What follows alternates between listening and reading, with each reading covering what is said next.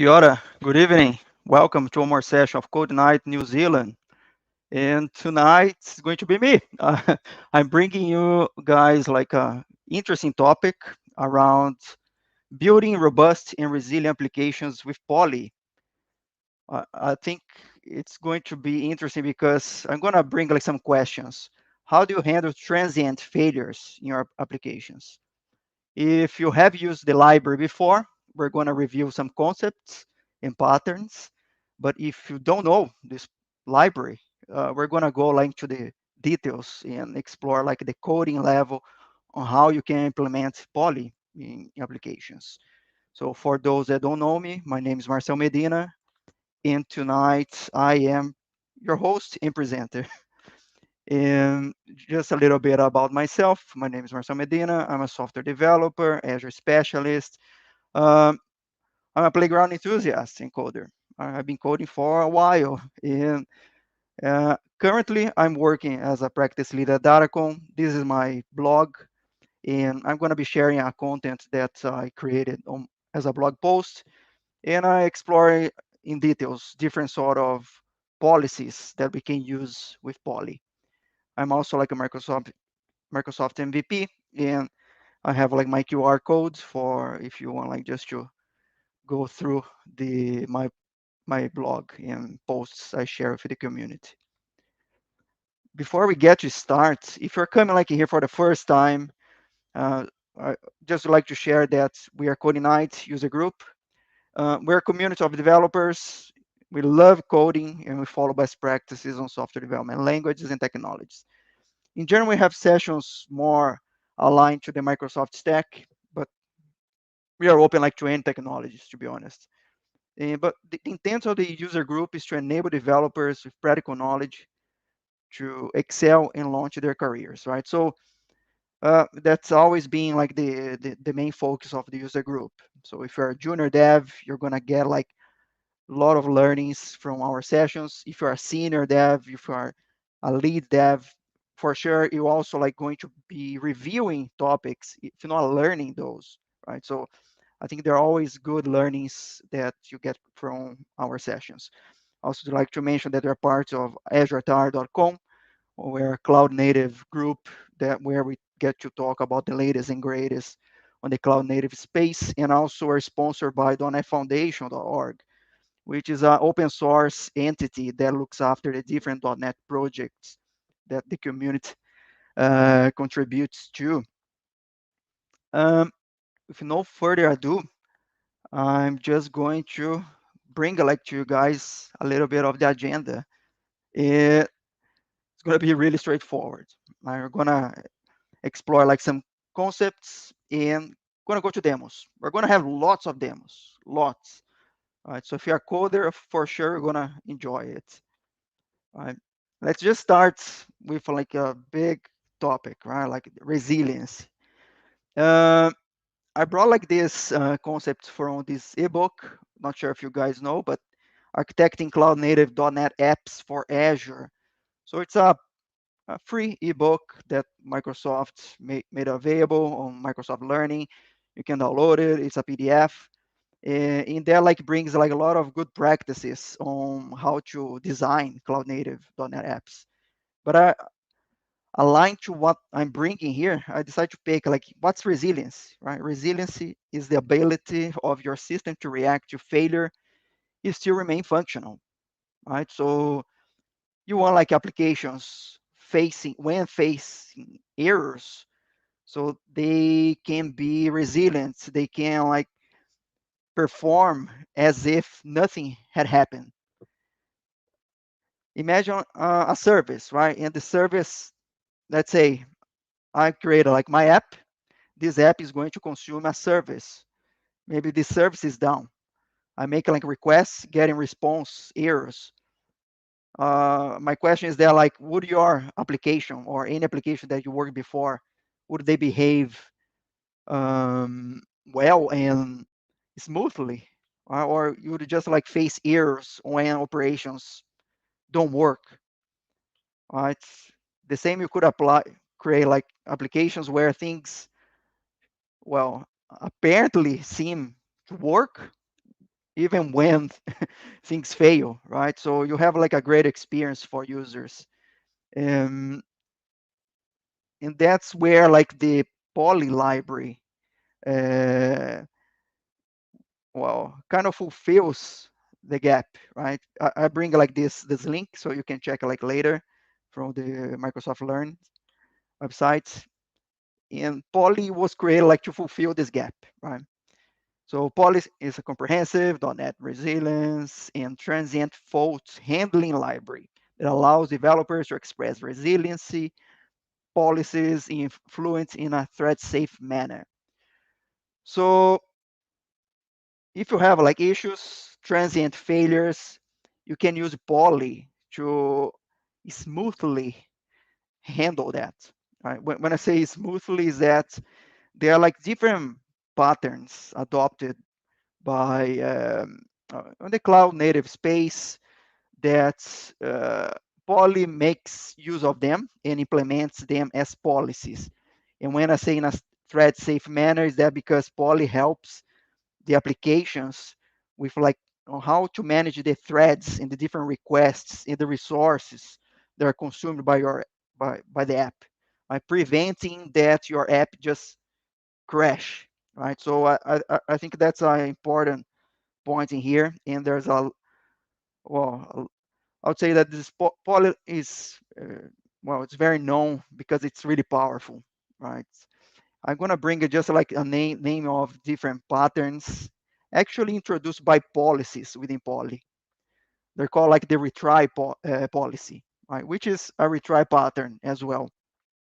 There is like a others called like await and retry. I'm not gonna go explain those now. We're gonna deep dive into those, but I'm just bring few of them. There's even more. Circuit breaker, timeouts, bulkhead isolation, cache, fallback policies. I I would say like those are the most known policies, at least like what I've been using uh, throughout like the past years. And but there are more in there, and there are different use cases for even like the specific policies. You have like a basic implementation, you have more like advanced implementation. I'm gonna go in between with the examples I have, but uh, there's always room like for learning, explore even further, right? I'm gonna bring like even like with those policies, right? So we have like different strategies where you can be, let's say, let me bring like those groups first, so you can see there are two different strategies when you're working with policy with Poly and its policies. Right? I'll wait to retry, so it feels like onto a particular group, retry, circuit breaker, the fallback, right? So they are like within the same group, while on the other side we have like timeouts, cache, and bulkhead isolation. So what they do, like, so those policies belong like to different strategies. One is being reactive when an error occur, and then your application poly reacts to that, right? So there's a failure, there's a reaction. Or when you're preventing, you're being proactive in trying to avoid any sort of errors. And so those are the policies available like on poly, the most known policies, right? We're gonna deep dive onto the different policies in details, right? So to start with the retry. Retry and versus wait and retry, right? So retries, let's say if you have operations, you're making calls to services, right? And maybe the service is down, right? Because imagine I have like web application and I'm communicating to an API, for example. Maybe this API is down. There's an error in there. I don't know what happened there, but somehow at that instant, things were not operational. So if I make like a call from my web app to the API, there'll be a failure. One of the actions that we can have, one of the policies that Poly provides is the retry policy. and but like one when implementing retry, you simply just submitting like some sort of brute force where you can specify the number of calls, right? Let's say after like the first call, I want to try 3 times. And that's going to be, if there was a failure in there, you're just going to brute force, retry 3 times. So it tries immediately. While on wait and retry, you're going to put like some sort of gap, a time, just for waiting, a waiting period in between those requests. Let me see if I come back to that. So this is an example, right? So we have an application making a request to a service and we're getting a 500. Then we're retrying for the second time, 500 again. Maybe in the third attempt, we're going to get like a successful response at 200. Uh, I think like in this case in here, there are different use cases. If you want to brute force because you know that the other service is going to be available, but somehow at that instant it failed, right? But you know by brute forcing, you're going to get like a successful response, or maybe not. But to be more, well, I would say if you're even pushing or trying to communicate with another service, we're going to put like a time in between, right? In general, like I put some time in between. There's a, it's easy. You're going to see there, like in terms of difference, is just how you specify, um, well, the gap or in between, right? The first one in here I shared on the slide, where I'm just saying retry 3 times and nothing else. But the policy is handling a particular exception. So when there's that exception, the retry policy is going to be engaged. On the other policy, so we have the wait and retry. In there, let me see if I can bring my cursor in here, maybe in here, right? So here, like we have 5 times, and we have a retry attempt, like in some sort of a waiting period. There are like a little bit of calculation. Even for that, there are implementations around, well, what would be the ideal time? They call like those ones like jitters, where you specify if it's going to be an exponential backoff, where you make the request, you wait, and depending on the number of calls that you have some sort of exponential retry, where it's not going to be every single period, right? Where we're going to attempt to like in between, let's say, 5 seconds, every 5 seconds. No, the algorithm does the sort of calculation is going to increase a little bit or a little bit more or a bit less, right, from the execution. Let's see that's running, right? So I think like just to bring the articles in here. So if you want like to further explore, the same sample I'm presenting here are available on tech.playgokids.com, which is my blog. Let me just share just bring like my application, Visual Studio, and put like full screen so you can see, you can better see. I hope like that, well, it's 144%. I hope that one is visible. All right, this is an application I created, right? So that's the sample in here. What you're gonna see that's we have like the poly await retry and using like this jitter approach. And I'm gonna show how it works, but you can see that for all of the examples, we have consumer and producer. Right? What the producer is doing, let's see. So on the program CS in here, nothing special, but you can see that I have my settings and I'm reading, well, connecting to a table storage. And what does it do? So, so if I look in here, I want like to introduce a failure. I want to simulate a failure. So I put like a counter. So every time that I have like a mod 3, I'm going to have a counter. It's going to increment. When it gets to the number, when it's divisible by 3, then there'll be an exception, right? So that's what I have here.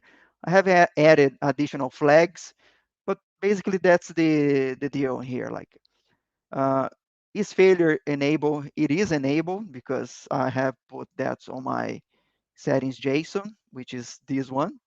So that's in there. So that's always going to be a conditional true. But when I have the counter 3, then I'm going to have an exception. Nothing special about that, to be honest, because that's we're just simulating. But the thing is here, like around the consumer, right? So the consumer, I have my program, have a timer triggered job, and the timer trigger is triggering every 15 seconds. So far, so good. And what it does is try to, well, to get the producer endpoint, which is a URL, right? So I have hard coded that, well, the variable that leads to this. Right, so I'm going to launch the application. This is the port number that's going to be available. I'm going to make a request. I have a HTTP typed client. Why is it typed? So you can see here, like, so it has like my constructor. It's initializing, like receiving a HTTP client. And I have a particular response that I'm receiving, right? A signature and a response I'm expecting, which is a string. And that one gets hooked in here. So this is where the policy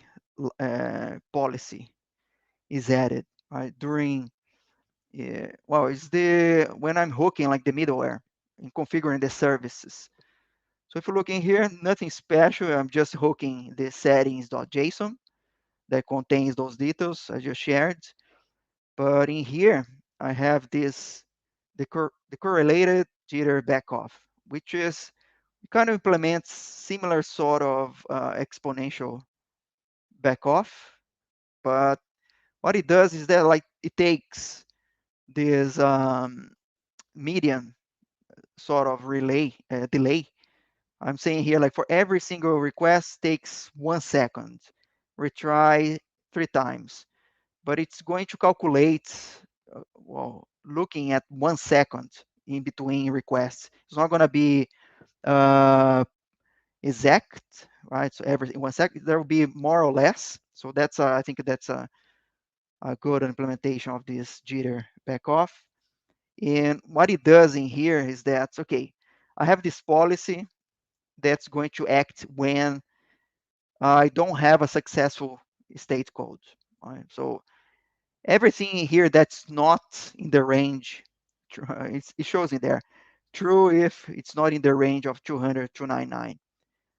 So for me, if it's not like 200, then I have this wait and retry policy. In here, I'm putting, okay, I have my, I'm just printing. I have the delay, the time in here for my jitter. And in here, I have just outputs from when this is action on retries. But then you can see that I have this typed HTTP client where I am adding the policy handler, right, which is this one. So that's where things get hooked onto the application. By the way, I'm using Azure Functions. Right? If you're not familiar, it's just because it's easy just to do like the demos. So that's why I'm leveraging those. If I play the solution, I'm gonna bring it. So there'll be a console. There should be two console applications, one for the consumer, the other for the producer. So let's bring in here, right? So you're gonna see that is initializing. This is the timer trigger. My producer is still there. It's coming. So that one is gonna trigger. We should have something here, and we're gonna see the counters, right? There was a counter to 3. The next counter in 15 seconds or so, or even less, we're gonna see like a failure, right? Because now the counter has reached, and you can see here there was an error on the back end. But when you look in here, like I had my retries, right? So 3 retries in here. This is based on, you can see on the number, right? So there are three, and even like the gap in between, right? 1.15 seconds, 0.7 seconds, 2 point, oops, now it's going again, 1.24, 0.42, 1.87 seconds, right? So that's the jitter just coming and then kind of putting some sort of median value in there in between. And that's our retry. So we have like a wait and retry. I think this one is really straightforward. One of the things that I didn't show, but I have my storage in here, right? So this is the Azure. I'm using a table storage, and you can see that the counter was initially one. If I refresh now, it's three, right? So what I want to do, well, I can just update this to be one again. And even like the requests that are going to happen, they are going to continue. Let me stop this because I want to show this in the next example. Let me go back to that and let's continue with the circuit breaker. All right, so we're going to go like one after the other. And yeah, I hope like you guys really get to learn like the different patterns. I think the circuit breaker is one that's it's an interesting implementation because what it does. So considering that there was a failure, you're basically giving a break to the API, right? Still consider that scenario. I have I have this app, I have an API that I'm consuming. Somehow the API failure, I'm just giving a break to them. I'm not going to be retrying every single time. Uh, the implementation is interesting. So when you look at the circuit breaker, right? Let's see. Uh, the scenario is that we still have like my app, you have this API. But when I'm setting the policy, I can say, well, let's considering that we have a failure. If that fails, let's give an attempt of three times, right? So after three times of facing errors, initially, let's say things are working. Then within this period of three times that I'm attempting and things are not working, what's going to happen is that from this closed circuit, right? Imagine, right? So if we talk about like electricity, where things are closed, so you have electricity, and when things are open, you don't have it, right? Same concept in here. So things are closed, so things are working. After three attempts, that's what I mentioned here. So what happens? It goes from closed to open, right? So it goes to that. And during this period in here that's open, we have a timeout, which is a period, right? It's a break where we're just a waiting period until we retry. Right? Let's say after three attempts, we're going to give a, a break of 30 seconds. Right? Okay, so after 30 seconds, the first request, right? So the first request that's coming in, if that succeeds, well, 30 seconds, it automatically goes to half open, right? Because that time has expired. So now the system is just like aware that something could happen, right? Either a successful call or a failure again. It goes to half open. The first attempt, if it succeeds, goes to closed. If fails, it goes back to open again. And there is again this timeout or a waiting period of 30 seconds. All right, so that's kind of the flow of how things go. The example I bring in here, like on the policy itself, is that similar as before on the screenshots, but it's handling an exception. I can handle exception. I can put a condition. On my code, I put a condition that if it's not a successful call at all, just call like the policy. Circuit breaker. So after two attempts, right? Two attempts, if that doesn't work, simply go like to open. There is a time of 1 minute of break. So if like while this is open, right? If their request is coming, they're gonna be denied, right? No, nothing's gonna work, right? So you can create like a solution or your applications to handle that. So if you know that there will be some sort of failure, you can have that sort of handling, and it's more like much more smooth than just handling on try catches, right? If you're doing try catch, nothing wrong about it, but with this you have like a more modern approach, even like it's more elegant really to deal to handle like that. Same as before, I'm sharing like the link where I got like there's a pattern. Microsoft explains that in details. That's where I got this screenshot from, and also a GitHub with the example, right? Let me jump to the Visual Studio again. I'm gonna close this because we have how many examples? 7 or have lots, which is good. So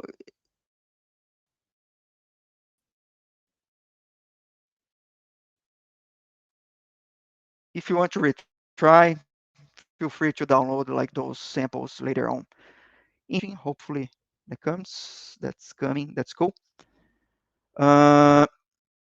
So in here, right, on producers, it is exactly the same as before. Nothing changed in here.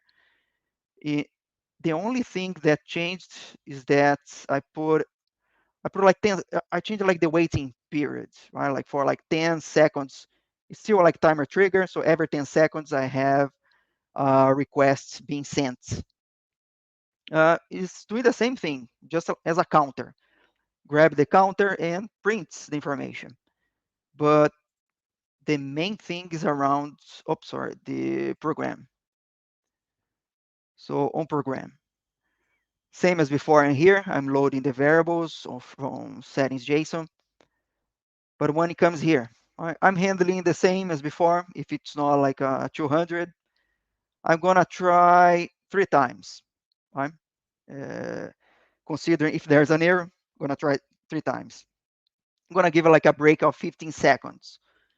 So considering that our calls from timer triggered are 10 seconds, right? So we're gonna have like this consistent being produced.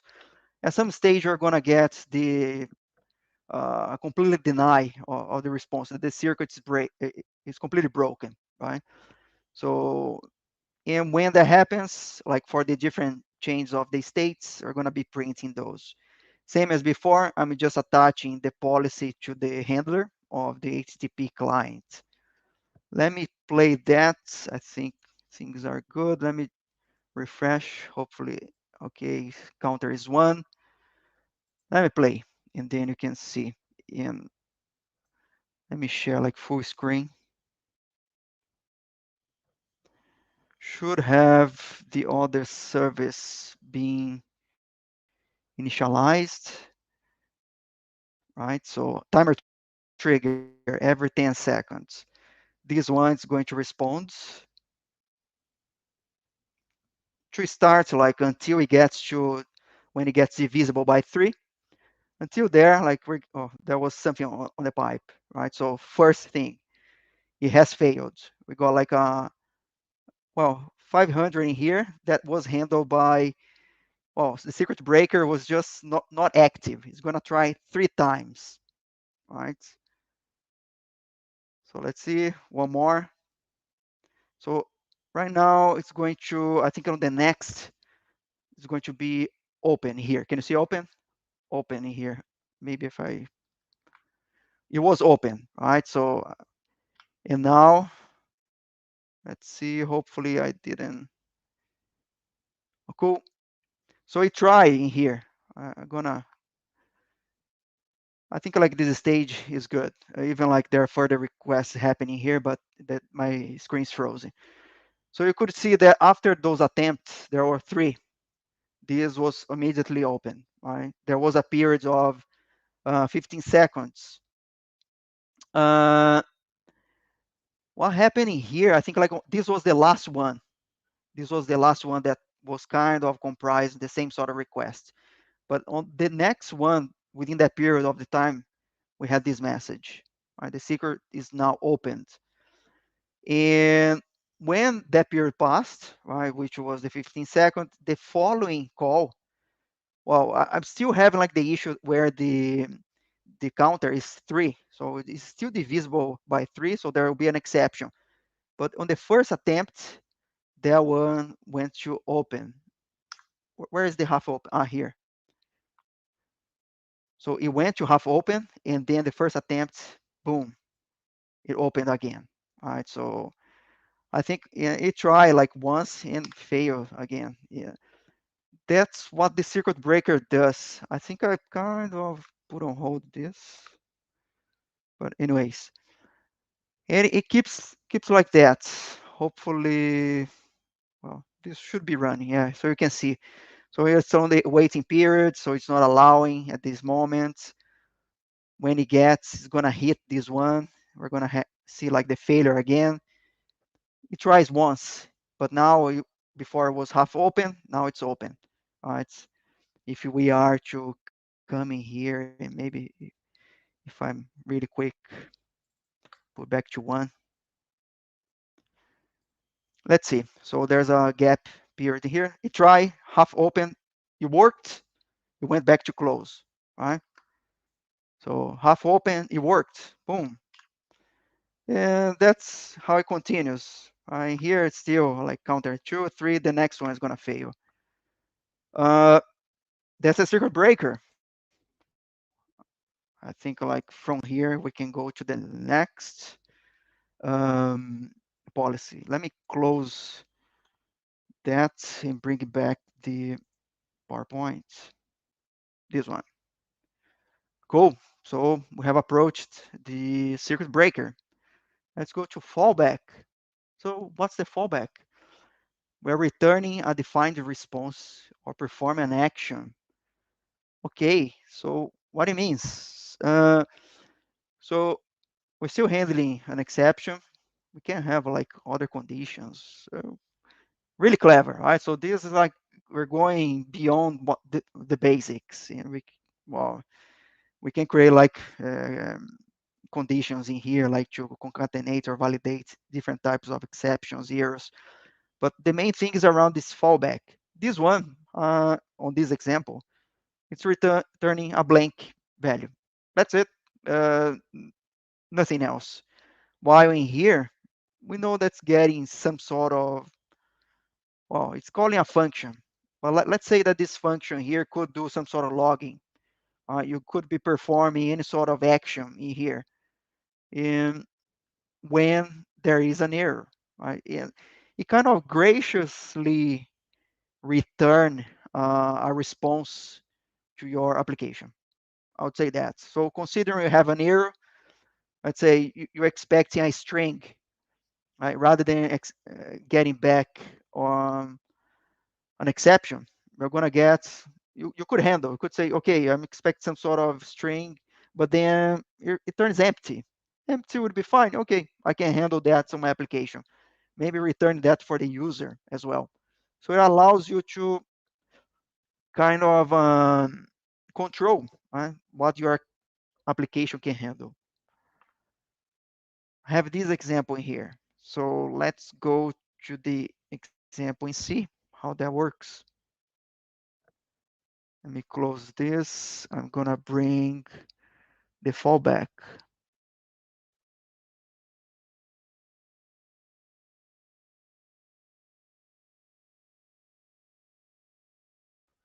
Let's see this one.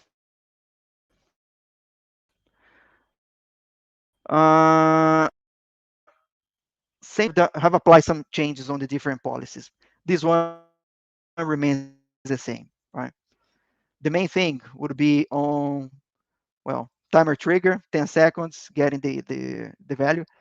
But the main thing is here on, put like full screen. Uh, well, it's just like the policy. And I'm just printing that, well, I'm controlling the fallback, right? So I want to print something. In here, what I'm doing is that, well, I basically have an action. So I'm printing what's happening here, and I'm gonna have a 500, but I don't want to return a 500. my example here, I want to return 424, a failed dependency. In here, I'm just handling in a different way. Maybe because my application would work with 424, right? So I would have some sort of behavior already applied for that. Right? On my presentation is just a string, a blank or empty string. So that one would work on my scenario. I'm just controlling what I'm gonna get. So if I come here, like play the solution again. So let's wait for the producer. So this timer trigger, the consumer.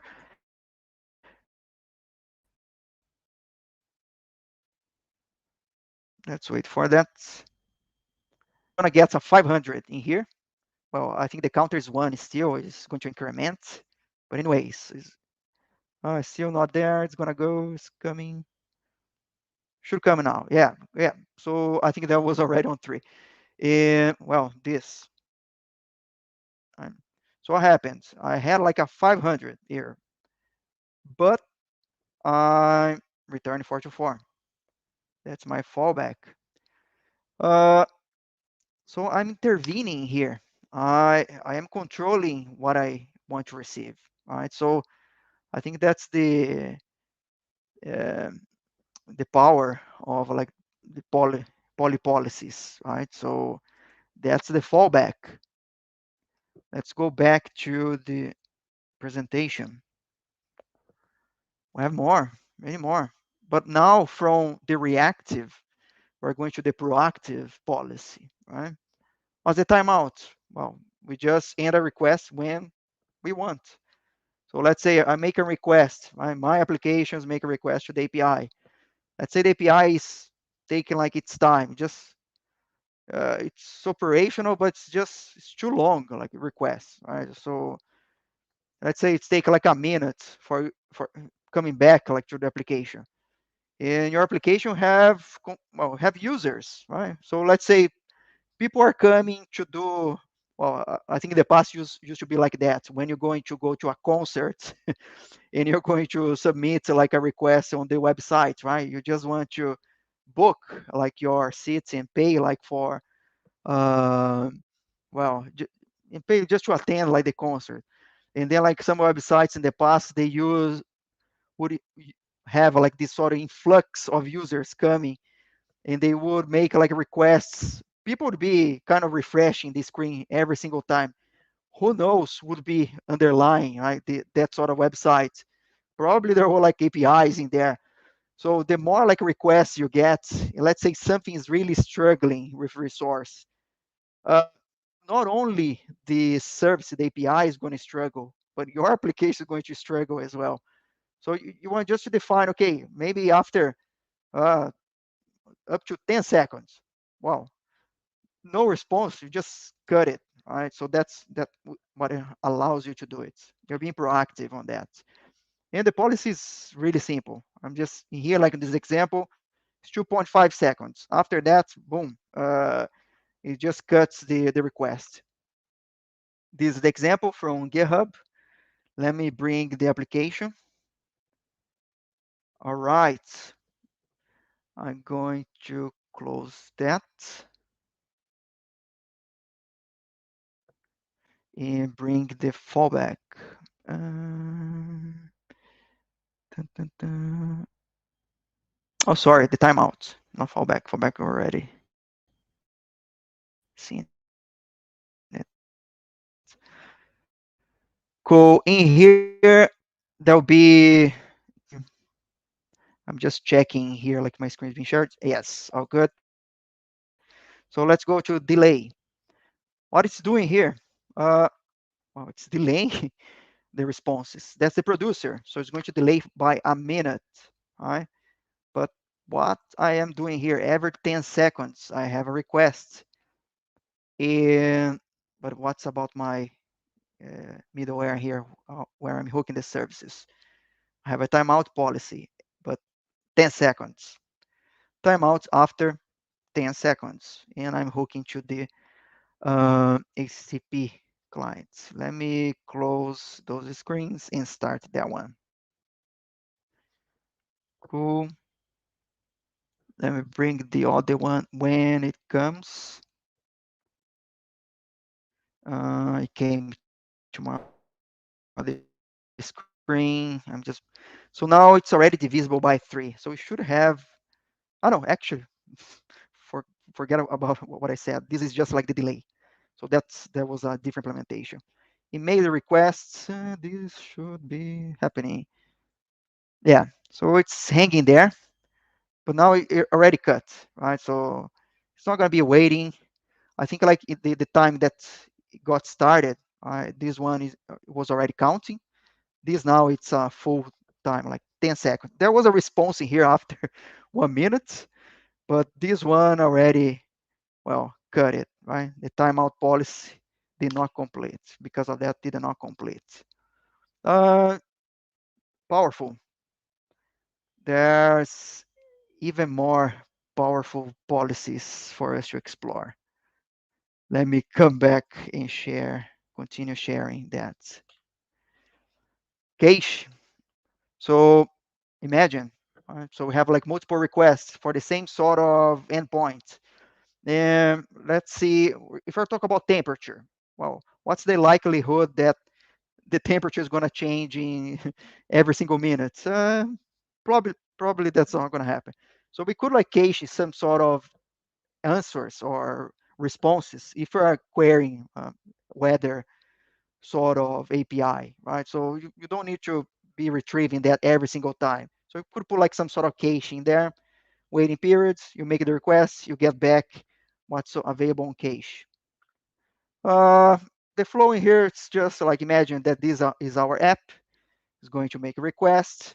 It's going to retrieve information from, uh, well, this one would be more like the cache in the data store. Imagine this is the application, right? So first, it's going just to retrieve what's on cache. If it's not on cache, it's going to retrieve from the data store. And we could have like a way of updating that. I got this one from the cache pattern, right? But basically, it's around those requests. If you have on cache, boom, bring it in. If it's not, boom, bring it from the data store.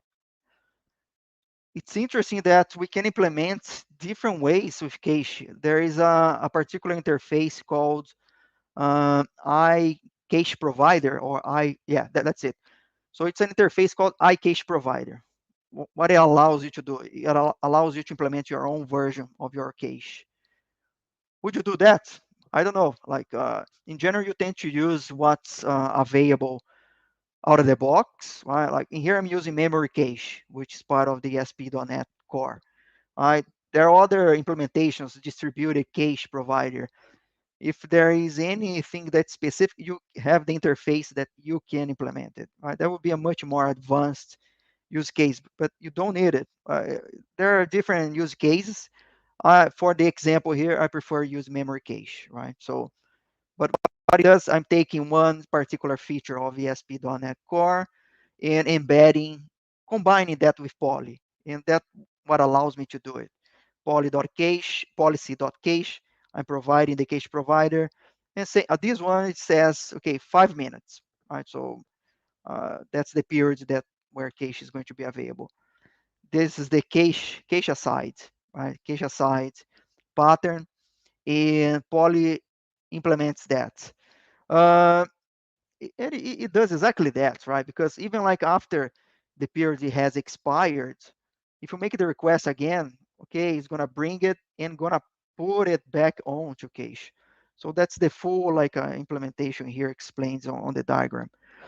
Let me bring like my screen again and put it full screen.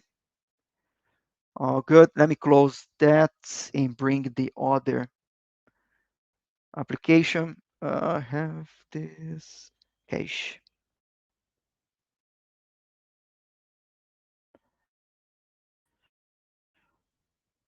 All right, just came straight to that. We have in here. Let's see when my screen reloads. All good. Uh, Temperature, right? So I have a function here that's on my producer, right? temperature. What's it doing? It's basically given a temperature that I provide, which I'm calling it this initial temperature. I'm getting the variation. Just saying, just random. You can see, just grab a variation of temperature between -2 and +2 degrees, right? Celsius, Celsius degrees. Just a dummy here, as you can see, but I have like the timer. And what it's showing here, like I have a request every 10 seconds, I have this request. When I look at my HTTP clients, right, before I didn't have any sort of implementation, but for the cache to work, what needs to happen is that I need to hook this sort of execution context, right? This one is a policy implementation where it extends HTTP request message. But what it does is just like stamping, uh, well, let's say a key, operation key. All right, so that's specified there. And with that, we can put things on cache. And it holds the, in my case, the weather, right? And that's going to be something that's going to work and be hooked onto the HTTP request message. And when it makes the request, it's going to identify uh, directly from my policy, right? So remember, the policy, that's the one, cache. But what I do, I hook the policy to the HTTP client.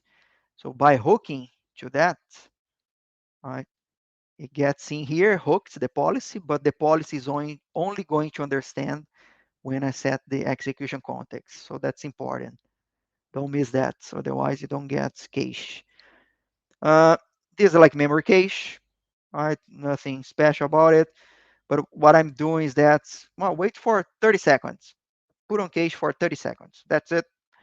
And we're going to have, well, we're going to see the requests happening, coming to the producer for the first time.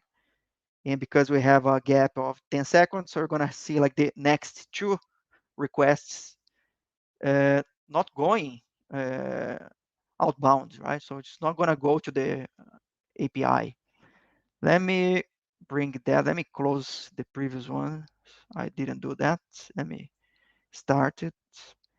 Bring this one should be the consumer. Let's see if we have a timer trigger. It's because it is. Yes. Let's see the producer that came up right now. My other screen. Cool. So let's see the requests coming. So it's sending temperature initial 18 degrees. Well, we got it. We got like the first one. It came like 1877. There was a second attempt in here. I think things were delaying, but there was a second one. But well, it's exactly the same, which means third one as well, which means that it's not going in here at all. Right? I think the next one should go in here. Let's see. After 30 seconds, should be still didn't go. Well, remember, I put like 30 seconds. So 1877. Oh, yeah. 1877, 1877, 1901. Cool. So it went here, it made another request. The following ones, right? So right now, yeah, it came back. Well, it didn't even go in here. It just took like from the cache. 1901, 1901. The other one is here as well, 1901. The following one is gonna go in here. You're gonna see something happening, and we should have like the temperature changing. Come on, not yet. 30 seconds should be the next one. Go. So it just came here. Now we got 17.57 seconds, right? So that's the cache policy. Let me go back to the application, to the slides, and we can continue from here. Next one. I think this one is very powerful. The bulkhead isolation. All right, so it prevents faults from bringing the whole system down. I'm going to explain with diagrams because imagine you have the consumer and the producer, and we're going to make those requests in here to the producer. But imagine that something is hanging on the producer, right? So I make the request. The second request, well, I got like the first response, right? But there were more requests, third, fourth, fifth. Well, the second one is still going, but things are hanging here. The same example where we had with the concert website, right? So I'm just trying to book a seat in there. So that's exactly what happens when we have like a lot of users using our application. And it becomes like really, well, the servicing here becomes a bottleneck. But our application simply gonna go down if we're gonna have hundreds and hundreds of requests and no response. Right? What the bulkhead isolation does, it allows us for having slots. So let's say that I can allow 3 execution slots and 3 queue slots. So in total, I'm accepting 6 requests. So what it does is that it allows me to have those slots and I can define them, right? So this is like for you to know like how many slots should you have in your application. This is a difficult thing to determine because you need to know CPU and RAM memory to know how your application is going to handle. My suggestion is for you to do some sort of load testing, right? Load test your applications if you want to use this particular policy, because then you know how much you can handle really before your application crash. Because you could just be like um, if you don't do that, you for sure you're not gonna know how much you can handle. All right, so in here, this example, let's say I have one request. The first request is going to go to execution slot. It's going to be executed straight away. All right, it's going to be pushed to the API. The second request, the third one, the fourth one, it's not executing. It's just there waiting, but it's there. All right, the fifth one was accepted. The sixth one, the seventh. Well, there was the seventh, but what's going to happen? Boom. So at that stage, we're not accepting more requests, right? So if you have like this sort of concert website, we would have some sort of handling mechanism for that. We could put like people to wait until the one of these slots are available. So that's how you can handle like loads in applications. And let's see that now the execution slots, well, it's free, right? So that has finished the execution. The one that was on the queue goes now to the execution. All right, so which allows me for the next request to come and fulfill that sort of gap. So that's how the bulkhead isolation policy works, right? So let me show in here like the example. Uh, it's really powerful. The implementation is really simple, right? So what happens, you can see like bulkhead. So 12 in there is a number of the execution slots, and 2 are the queue ones, right? Have the example like on GitHub.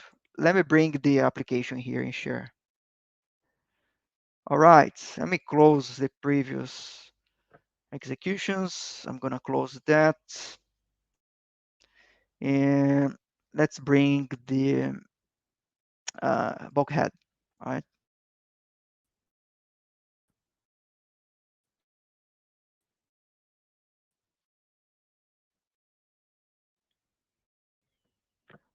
All right. So consumer. Okay, cool. We still have the same sort of delay, right? Because well, this delay is 30 seconds. That's the producer in here.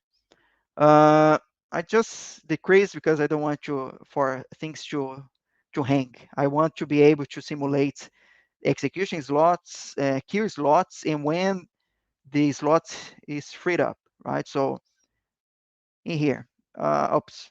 Well, I make like those requests in here. I'm just handling the messages, but what it's doing is just making those requests. That's it. In my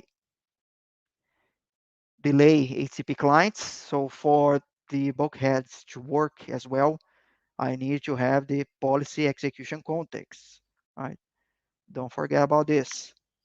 And when I look to the program, uh, well, basically I'm including the policy. I'm allowing for two parallel requests, which is my execution slot. This is my queue slot. So I'm allowing 4 calls, simultaneous calls to happen. A message of when bulkhead is going to reject the request, hooking to the HTTP client in here. So let me play those. One of the things is that we no longer have a timer triggered uh, endpoints. In this one is the HTTP trigger, right? So I'll need to make those requests. I did that on purpose because I want to control. All right, so I'm bringing like my UI.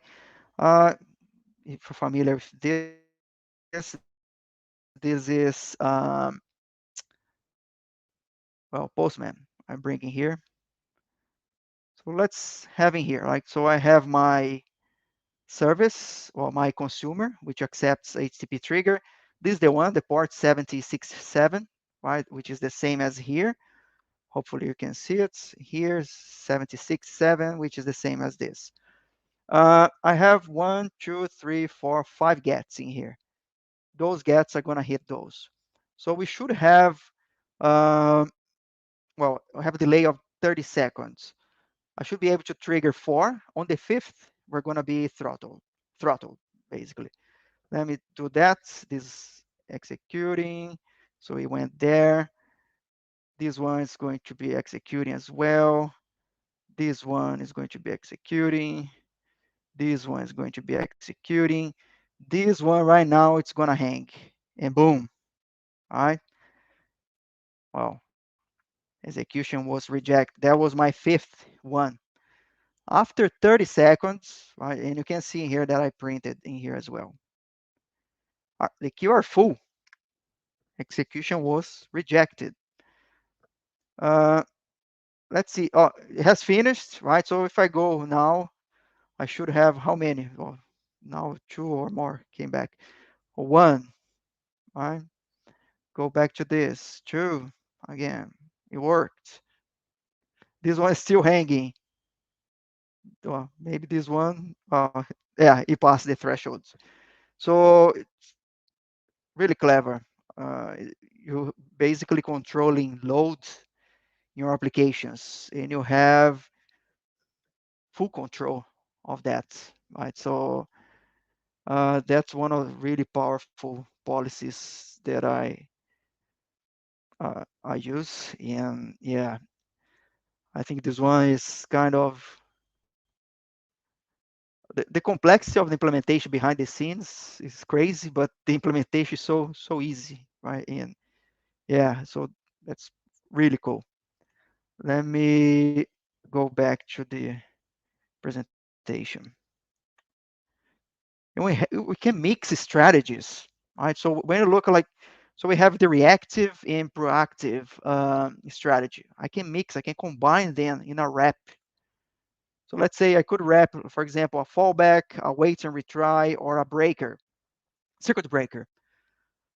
In here, I only have an example, right? I can combine those. I got this example from policy wrap. I think I have like a uh, the the flow in here, right? So what happens that I have the fallback to start and then like wait and retry circuit breaker. What happens is that I can combine those policies. Let's say in the HAP scenario where things are working, I'm going to execute those. This is going to, it's everything, it's closed, right? So it's going to execute. are going to get a response back. Boom. It comes from here. You can see it comes straight from the return results in here. Yeah, that comes from the circuit breaker, right?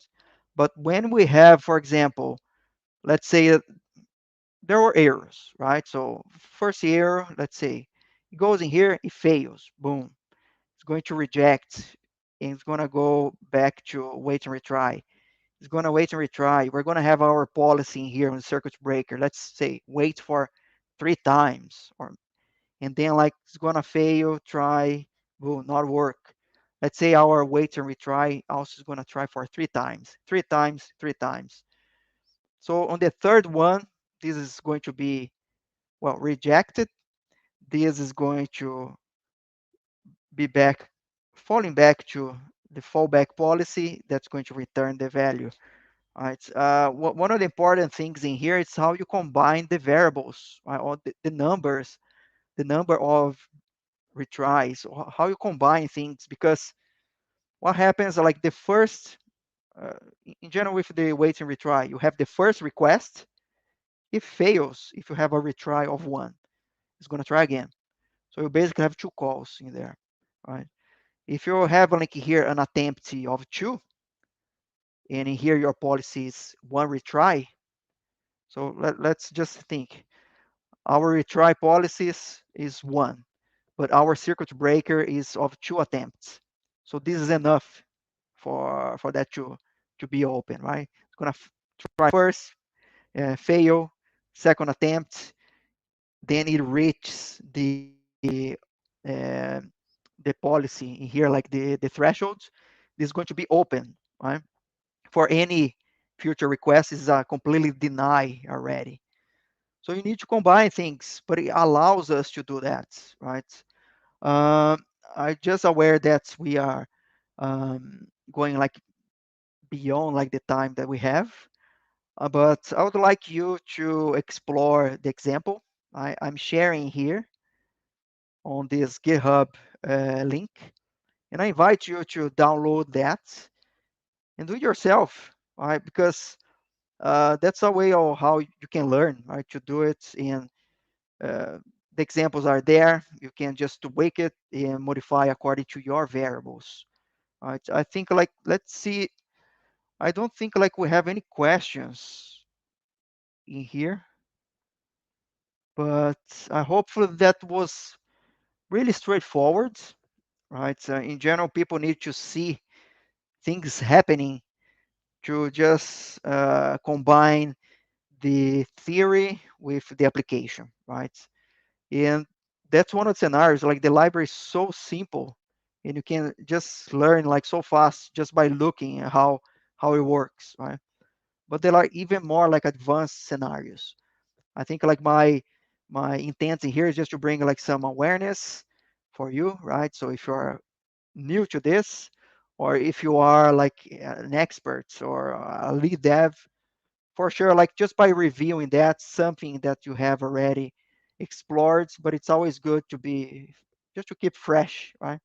So for your next project, you know, like what you can use, and the poly library is going to just fulfill like those, just to bring like resilience to your applications, right?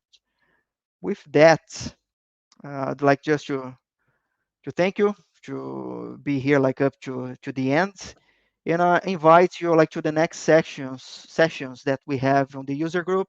In general, we have sessions between 3 to 4 weeks in general. We always have like great content, and I also invite you to come forward, and if you are keen like to share some sort of content with the community, please just ping me. I put like my contact details at the beginning of the presentation. And yeah, if no questions, I think like we are just gonna finish. And yeah, thank you. Uh, See you next time, and see you soon.